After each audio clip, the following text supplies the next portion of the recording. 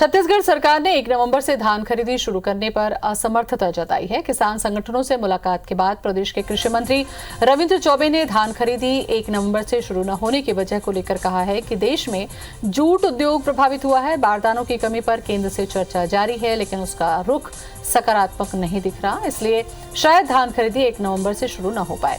उन्होंने कहा कि धान खरीदी शुरू करने की तारीख का फैसला मंत्रिमंडल की उपसमिति करेगी। बता दें कि किसान संगठन 1 नवंबर से धान खरीदी शुरू करने की मांग कर रहे हैं, जिससे शुरुआती दौर में आने वाली किस्म के धान की बिक्री किसान कर सके।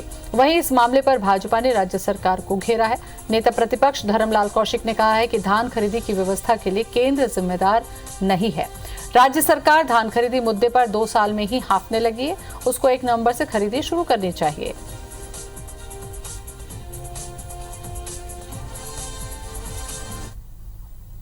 बारदाने का संकट है।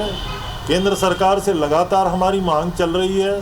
आज भी केंद्र का सकारात्मक रुख हमें सामने दिखा नहीं है, इसलिए शायद 1 नवंबर की धान खरीदी के संदर्भ में लोग जो चाहते हैं, मैं ऐसा समझता हूं कि थोड़ा ये विलम्ब हो सकता है।